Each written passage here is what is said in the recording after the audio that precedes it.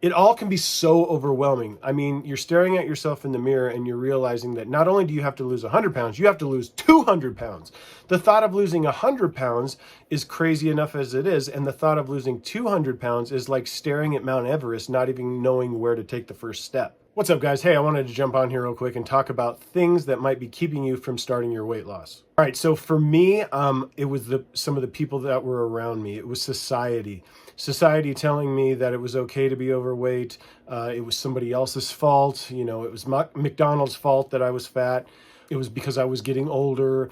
You know, a million and one things to blame as to why I was overweight. I had people tell me that, you know, I would complain about back pain and they would just say it was because I was getting older.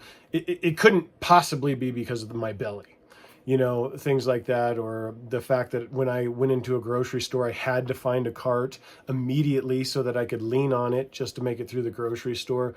You know, it wasn't because I had a huge belly. It was because I was just getting older. And this is just all things that are a part of getting older. I had to literally block these things out. I had to stop listening to these convenient excuses because at the end of the day, it's just a lie. I was where I was, and it was because of actions that I had done that got me in the place that I was at. Another thing that was holding me back was my addiction to fast food, how I felt like there was no way I could give up fast food, so how could I start a diet?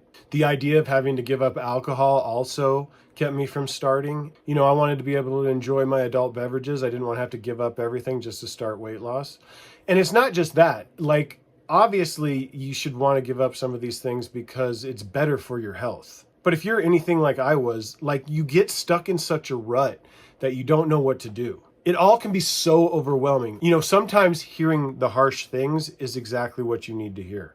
If you lost 200 pounds, you would feel wonderful. If you see a morbidly obese man in his underwear, no one's saying he's beautiful, because he's disgusting and he's fat and he's lazy and he's addicted to food. We all know it. I wish I could find the Joe Rogan episode that I had listened to during COVID, and it was back when I was 387 pounds, where he basically was saying fat people must really be scared of COVID. And at the time, it sounded harsh, but I actually laughed at the same time because it was exactly what I was thinking. Now, that wasn't the trigger that got me to start losing weight, but it was one thing that stuck in my mind that I did use for fuel when I finally started my weight loss journey.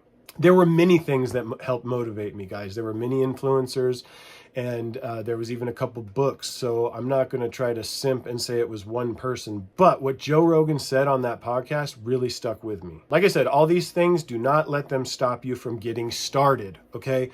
You can still eat fast food and lose weight. I did it. Is it the right thing to do? I don't know.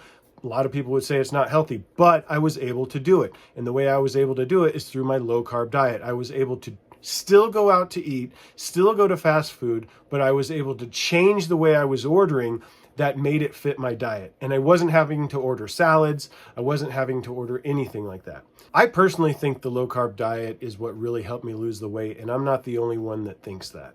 The greatest thing that you can tell a fat dude is to not eat carbs. I still think that's really important because they need to go through like a transformation of like their taste buds, and they need to break off of these bad habits.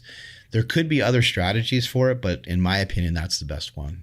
I would concur with that. I feel like as someone that was a former fat person as well, like it was the biggest overhaul to how I looked at food. Sounds simple too. Don't eat carbs. You're like, all right, what's got carbs? And you're like, okay. And then you're like, I could eat bacon. I could have cheese.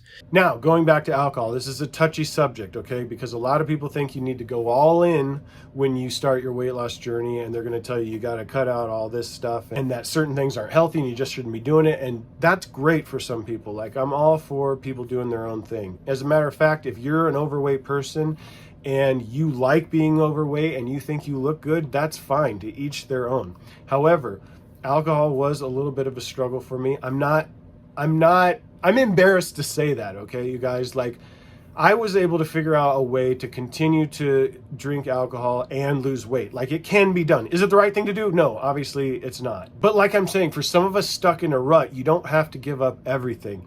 You can start by doing little things. What I did is I cut back a little bit on my drinking, and I was able to stick to low carb drinks. Not only that, but I knew I was going to have to work it into my overall calorie consumption for that day.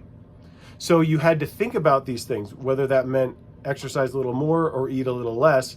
That was a sacrifice I had to do to be able to fit it in. Again, I'm not saying you should do it. I'm embarrassed to say that I did do it and that I did it so much, but it's just the reality of my journey.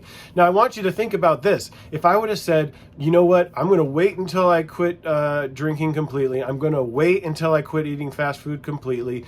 If I would have done all that stuff and waited to start my journey, I would still be at 387 pounds. It's quite possible I'd be over 400 pounds at this point.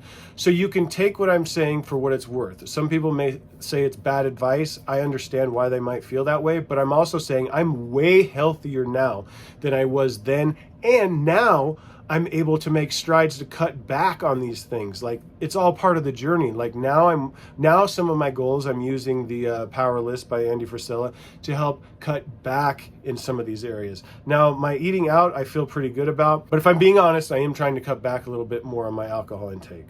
That's just me being real with you guys, because I am just a regular dude, you guys. I'm not one of these crazy fitness people. I would love to be. They inspire the shit out of me. I think everything that they're doing is great. I wish I could be a little bit more self-controlled when it comes to certain things, but I'm a work in progress, and I'm just being real with you. So think about those things, guys.